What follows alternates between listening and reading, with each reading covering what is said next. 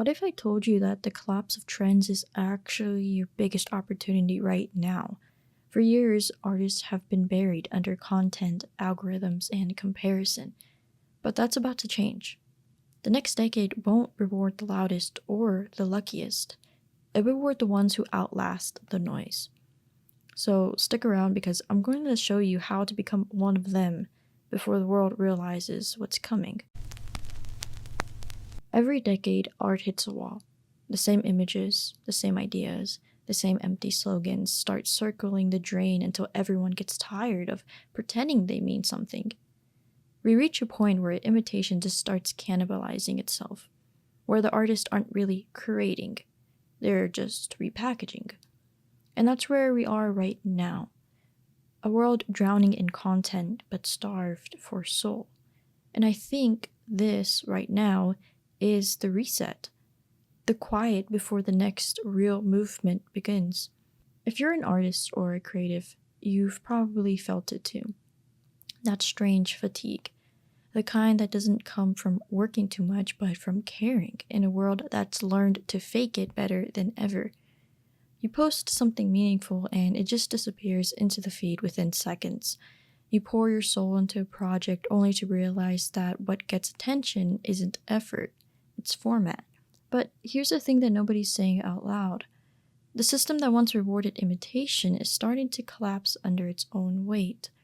People are noticing. They're scrolling slower. They're craving something real, something that they can actually feel.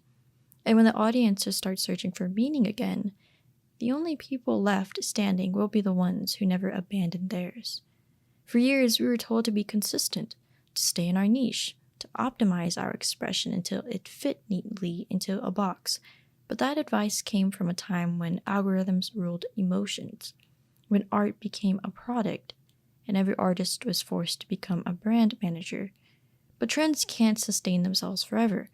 When every song sounds the same, silence becomes a statement. When every brand preaches authenticity, people start craving sincerity. And when every artist performs vulnerability for likes, the ones who are actually vulnerable start shining again, slowly, quietly, and undeniably. And I think that's the moment we're walking into right now. It's not glamorous, it's not loud, it's not viral, but it's real. You see, every generation thinks they missed the golden age, but the truth is the golden age is never visible while you're living in it. It only becomes clear after the noise fades and people realize what really mattered. We are living in that fog right now, but soon that fog will clear, and those who didn't give up will become the reference points everyone else will study. And that's why I say the time is now. Not next year, not next month, not when things feel easier, not when the algorithm gets fixed, now.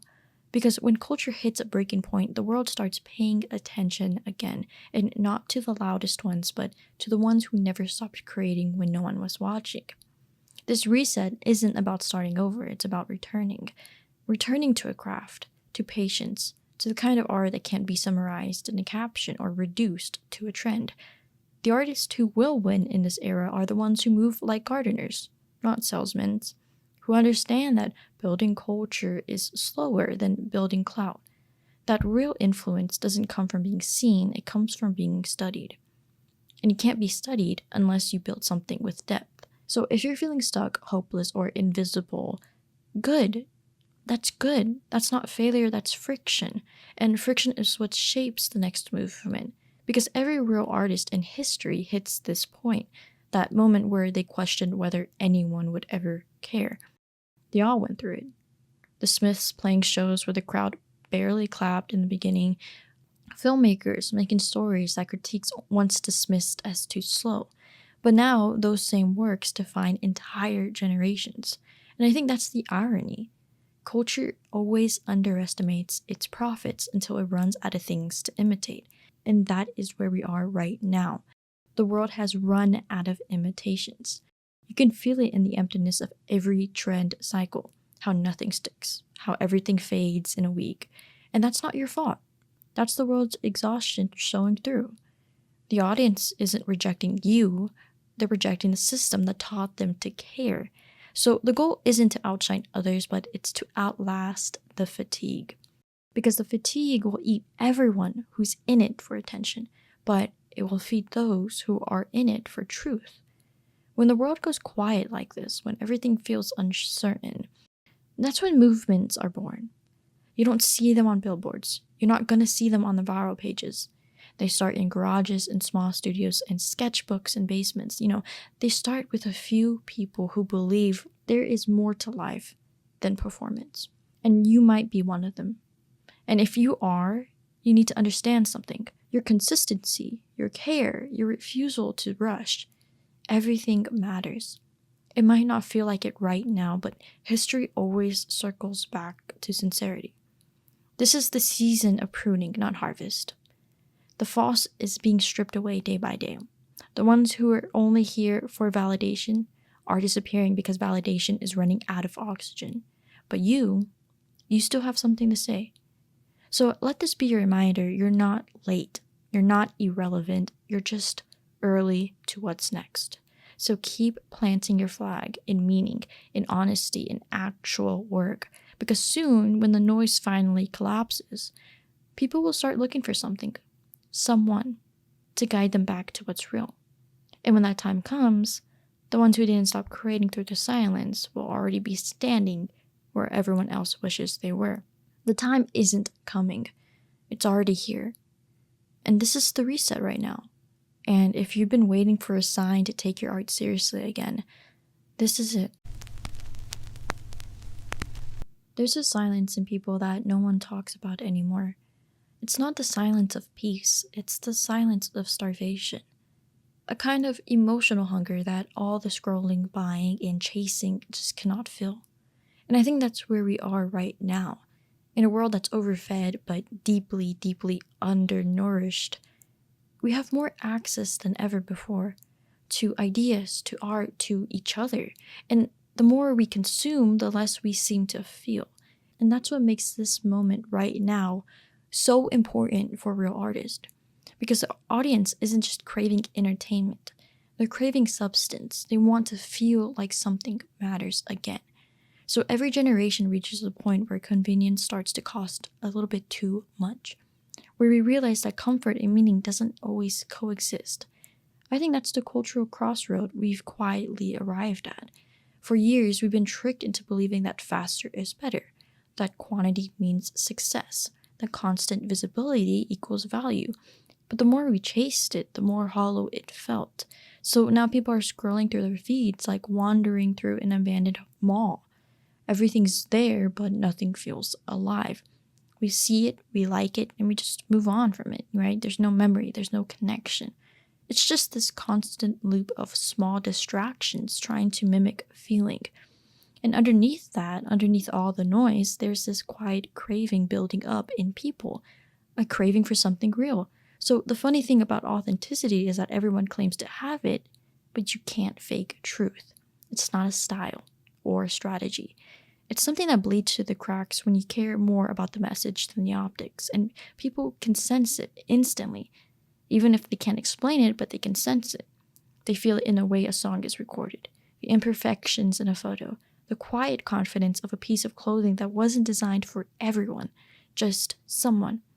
And they feel it in the pauses, the slowness, and the imperfections, the humanity of it all, because what the world forgot is that the power of art doesn't come from its perfection.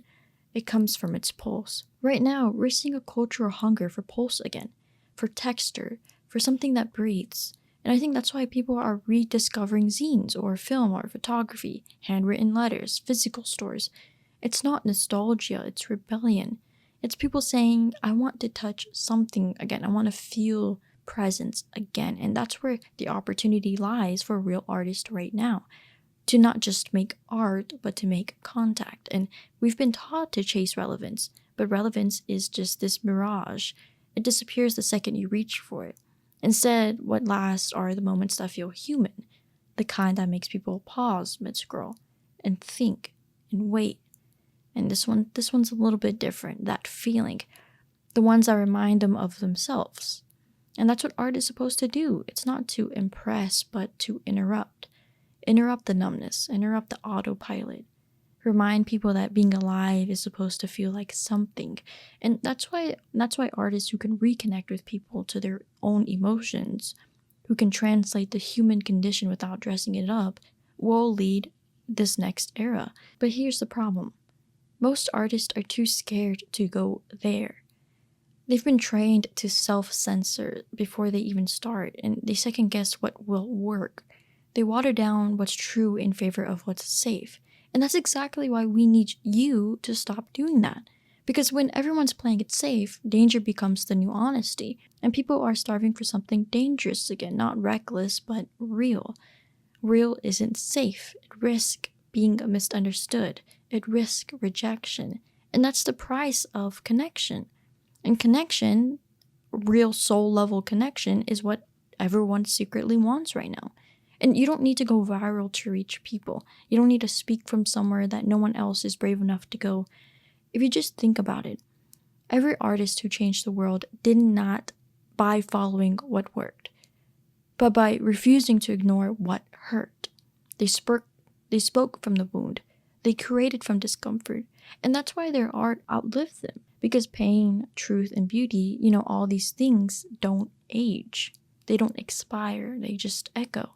So this generation does not need more content. It needs art that can sit in a room full of noise and still make people listen.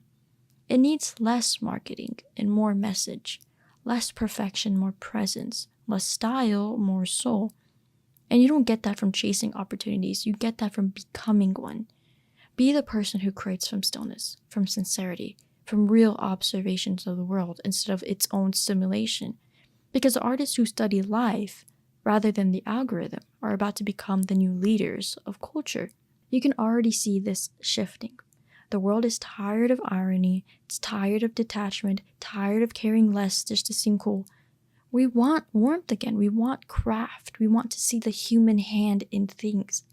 And that's why handmade objects, vintage clothes, live shows, small communities, all of these are thriving because they remind people that life doesn't have to be optimized to be beautiful. And if you can capture that feeling of something real existing in a fake world, your art will never be irrelevant. The truth is, people don't need you to be perfect. They need you to be present.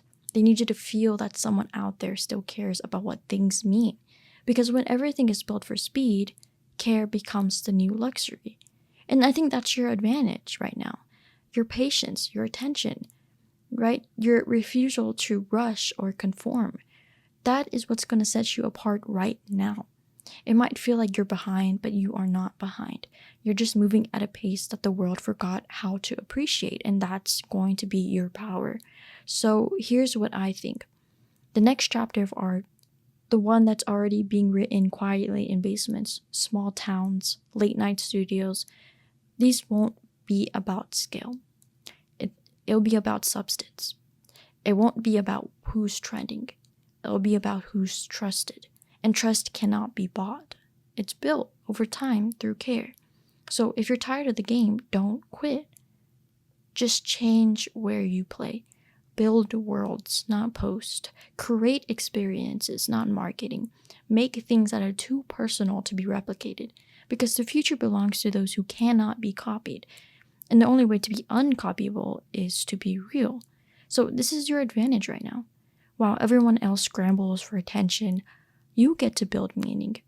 While they chase numbers, you get to build roots. And when the storm passes, the ones who chase the wind will be gone. But the ones who built roots will be standing. Because art isn't about surviving trends. It's about surviving time. So if you've been wondering whether to start again, whether to keep going, whether to put your soul back into it, just do it. The world's starving for something only you can give. So don't hide your pulse in a world that's dying for one. This is the hunger for what's real, and you're going to be the answer for it. Everyone wants to be seen, but few want to stay unseen long enough to become good. And I think that's the quiet truth of it all. Behind every timeless artist you've ever admired is a long, invisible season, a period of obscurity, doubt, and relentless repetition. And that's the part no one's going to show you. The part before recognition, before the applause, before proof. And It's in that invisible part that disciplines is born. We live in a culture that worships the debut, not the devotion. Everyone wants to arrive, but no one wants to endure the road. But the real artists, the ones who actually last, they build in silence. They understand that greatness isn't just a moment, it's a maintenance. They show up when inspiration is gone. They create when no one is watching. They refine when the world doesn't notice. Because they know that art, real art, is made in the space between boredom and obsession. So right now, the world it doesn't reward that kind of patience right now. It rewards speed, volume, and appearance. The illusion of momentum has replaced the discipline of mastery. But this system can't not last forever, and it won't, because when everyone's producing at hyperspeed, the rarest thing becomes slowness. And the artist who can master slowness, who can sit with the process, who can care enough to rework, revise, and rebuild, will eventually stand out, simply because no one else will have the endurance to do it. So that's the paradox of this new era we're in. When everyone's instant, patience becomes the rebellion. When everyone's loud, quiet becomes the impact. When everyone's curated, sincerity becomes a weapon. So you don't need to move faster. I think you just need to move more truer. But discipline isn't glamorous. It's not about the grind or the hustle that we all hear about. It's about consistency without the applause. It's about treating your craft like a living thing, feeding it, protecting it, even when it doesn't give back right away. It's about becoming the kind of person who shows up for their art like it's a promise, not a gamble. Because most people quit, not when it gets hard, but when it just becomes quiet. They mistake the silence of progress for failure. But silence is where your identity as an artist will harden, where you go from someone trying to someone becoming. And I think we're entering an era where self-discipline will matter more than exposure.